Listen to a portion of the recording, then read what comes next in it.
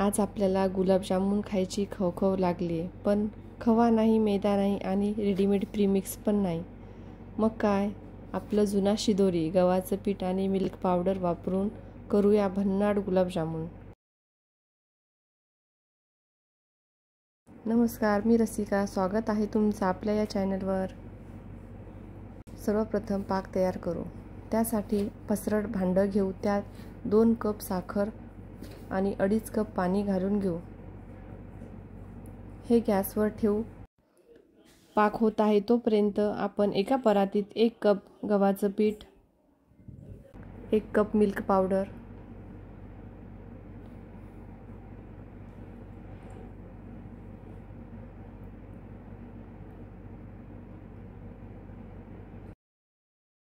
1-2 teaspoon baking soda घेतला आहे. यामधून आपण अर्धा सोडा घालणार आहोत.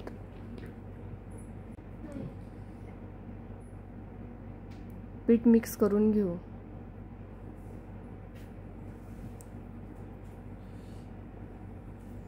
यामध्ये 1 चम्मच साजूक तूप घालून पीठ मिसळून घेऊ.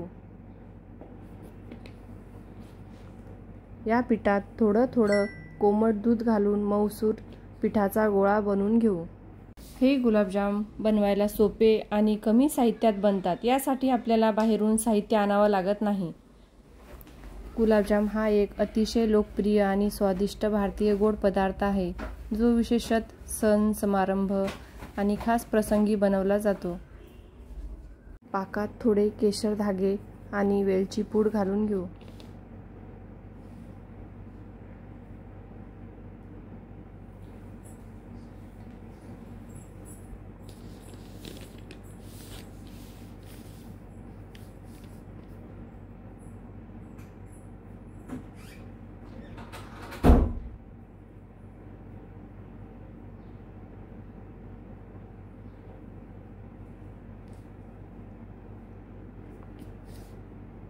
आपले पाक तयार आहे.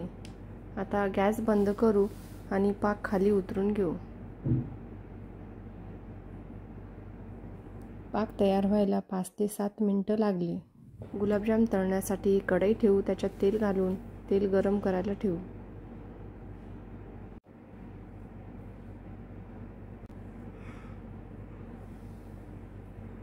आपला गोळा थोडा कोरडा झालाय. मी अजून याच्यात थोडं दूध घालून मऊसूत असं मळून घेत आहे.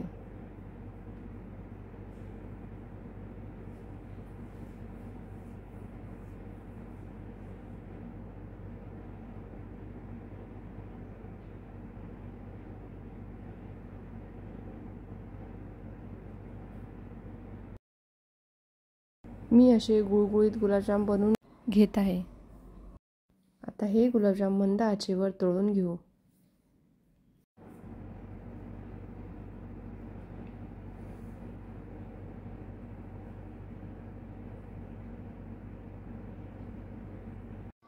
हे तळलेले गुलाबजाम पाकात टाकून घेऊ.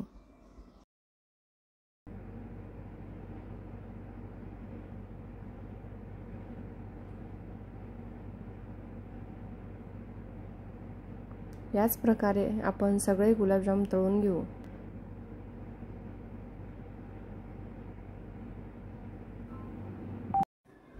तळलेले गुलाबजाम पाकात 3 ते 4 तास मुरत ठेवू.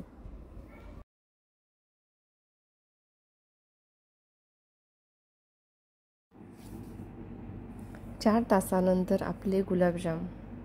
तुम्हाला ही रेसिपी कशी वाटली कमेंट करून नक्की कळवा. व्हिडिओला लाईक करा, शेअर करा, सबस्क्राईब करायला विसरू नका. धन्यवाद.